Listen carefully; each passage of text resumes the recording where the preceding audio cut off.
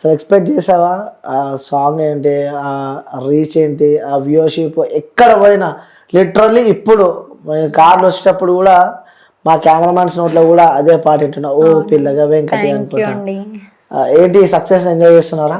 చాలా ఎంజాయ్ చేస్తున్నా, నిజంగా చాలా ఎంజాయ్ చేస్తున్నా. ఎక్స్పెక్టెడా? ఎక్స్పెక్ట్ అంటే ఇంత వైరల్ అవ్వద్దు అనుకోలే, మంచి హిట్ సాంగ్ అని అర్థమైంది కానీ ఇంత వైరల్ అవ్వద్దు అని అస్సలు అనుకోలేదు. సో ఎలా ఉంది మీ ఫీల్? కొత్తగా ఉంది, ఇంత అంటే హిట్స్ ఉన్నాయి బట్ ఇంత వైరల్ అవ్వడం చాలా స్పెషల్ ఫీల్ ఉంది. అవును, అంటే మీరు గతంలో నుంచే చాలా సాంగ్స్ చేశారు ఫోక్లో. అవును. యా, ఈ సాంగ్ ఎలా అనిపించింది? అంటే కొంచెం డిఫరెంట్గా అనిపించింది, అది కూడా కష్టం ఎక్కువ పడ్డారా? ఎలా అనిపిస్తుంది అంటే సక్సెస్ని? కష్టం ఏమి ఎక్కువ పడలేదు, యాజ్ యూజువల్ మార్నింగ్ స్టార్ట్ అవ్వడం, ఈవినింగ్ ప్యాకప్ అవ్వడం. కాకపోతే కొంచెం అన్ని సాంగ్స్లో కన్నా ఇందులో మాస్టర్తో కొంచెం తిట్లు పడ్డా, డాన్స్ చేయలేక. ఏ సాంగ్లో కూడా డాన్స్ విషయంలో మాస్టర్తో నేను తిట్లు పడలేదు. కాకపోతే కొంచెం ఇందులో master irritate Avvaru, Shekhar warriors గారు. ఏంటి పూజ కొంచెం ఫ్యాట్ అవ్వావు, నువ్వు చేయలేకపోతున్నావు ఇంత ముందులాగా అని అవ్వారు. అండ్ షూట్ జరిగేటప్పుడు కూడా సమ్ డిస్కరేజ్మెంట్ అనేది ఉంది, నువ్వు కాకుండా ఈ పాట ఇంకో, అంటే మాస్టర్ కాదు, మాస్టర్ గురించి చెప్పట్లేదు నేను, కొంచెం డిస్కరేజ్మెంట్ అనేది చేశారు. మార్నింగ్ నుంచి ఈవినింగ్ వరకు అవసరం ఉన్నోళ్ళు లేనోళ్ళు ప్రతి ఒక్కరు నీకు డ్యాన్స్ రావట్లేదనో, లేకపోతే ఈ పాట ఇంకొక అమ్మాయి చేయాల్సింది నీకు వచ్చింది, ఆ అమ్మాయి చేసి ఉంటే అట్లుండేది ఇట్లుండేది అని చెప్పిండ్రు.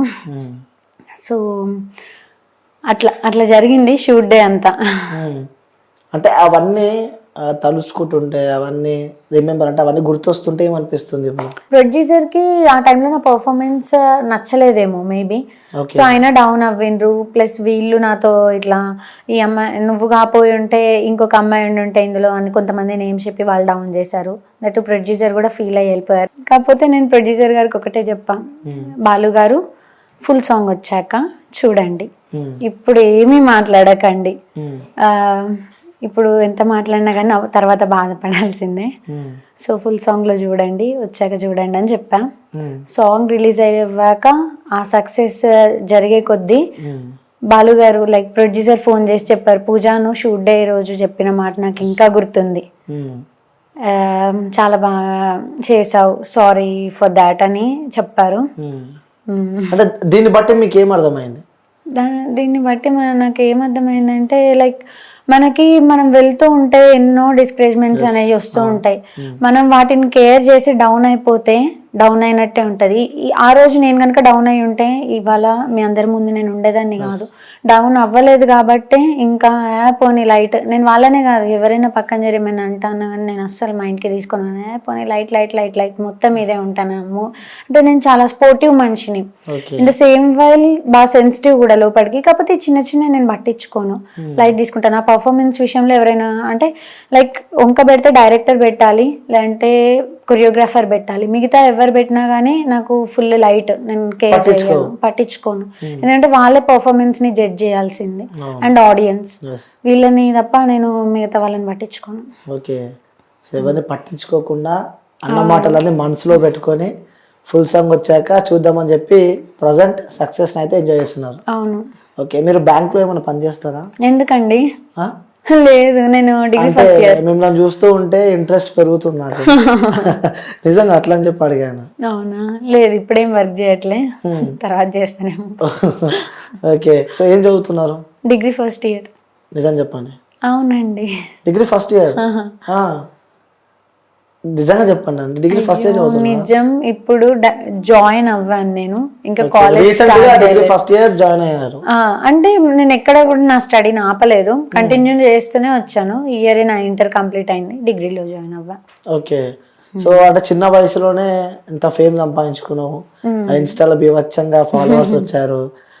సో ఎలా అంటే ఇంకా అంతే, హార్డ్ వర్క్ ఏదైనా తెచ్చిపెట్టుద్ది. ఓకే, అంటే ఈ ఫోక్ ఇండస్ట్రీలో అంటే నేను ముఖ్యంగా కొన్ని విన్నా అనమాట. సో ఫోక్ ఇండస్ట్రీలో కమిట్మెంట్స్ బాగా నడుస్తాయి. లేదు. నిజం చెప్పాలి ఏదన్నా. నిజమే చెప్తున్నా. నేను 1.5 year బ్యాక్ వచ్చాను.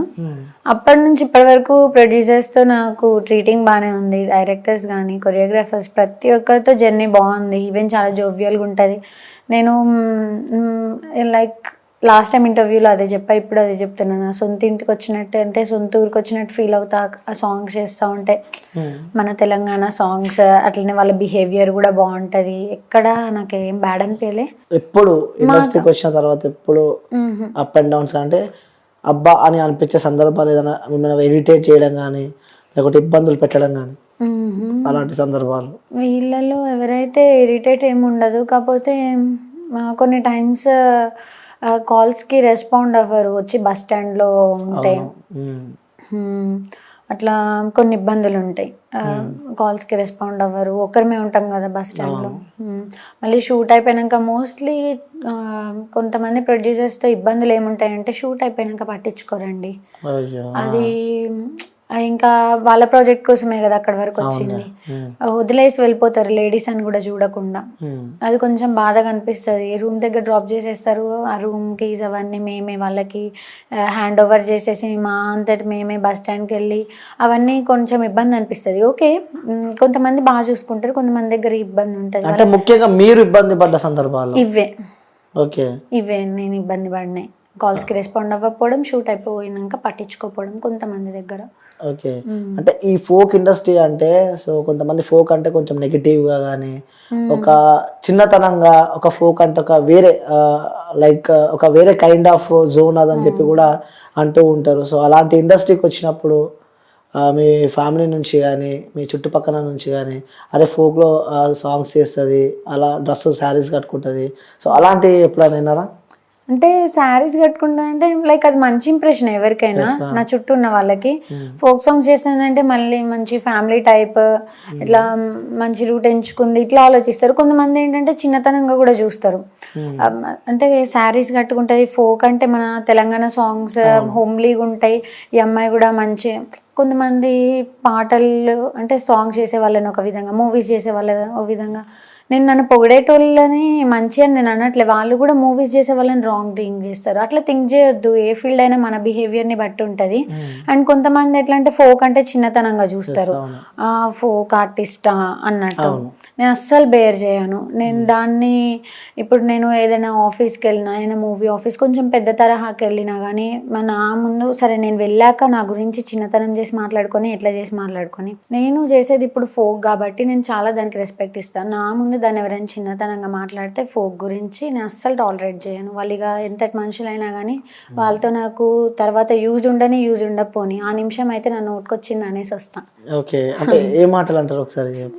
అంటే లైక్ చెప్తా, ఫోక్ని చిన్నతనం చేయకండి, చేసేదైతే నన్ను ఇక్కడ వరకు పిలవకండి. ఫోక్ వల్లే ఇప్పుడు మీరు పిలిచిండు. వాస్తవం చెప్పాలంటే ఫోక్ కి సంబంధించిన సాంగ్స్ బీభత్సంగా ట్రెండింగ్ లో నడుస్తుంటాయి. అంటే లైక్ ఫోకే నాకు ఫుల్లీ లైఫ్ ఇచ్చింది అంటలేను. మోస్ట్ ఆఫ్ ద పీపుల్ 50% ఫోక్ని చూసి పిలిస్తే 50% సమ్ డిఫరెంట్ మనుషుల దగ్గర కొన్ని కాంటాక్ట్స్ అట్లా రీచ్ అవి పిలిచారు. ఓన్లీ ఫోక్ వల్లే లైఫ్ అని నేను అంటలేను. కాకపోతే ఇప్పుడు నేను చేసేది ఇది కాబట్టి నేను నా ఫీల్డ్కి నేను చాలా రెస్పెక్ట్ ఇస్తాను. నా ముందు దాన్ని ఎవరైనా అంటే నేను దాన్ని టాలరేట్ చేయను. ఓకే, 89 డాక్టర్స్ డే స్పెషల్ కుటుంబ సభ్యుల మెడిసిన్ పై 50% తగ్గింపు, డాక్టర్ కన్సల్టేషన్ ఉచితం, డైట్ మరియు ఎక్సర్సైజ్ చార్ట్, ఇమ్యూనిటీ బూస్టర్ మరియు ఫ్రీ కౌన్సిలింగ్, అన్ని రకాల అనారోగ్య సమస్యలకు మెడినైన్తో పరిష్కారం.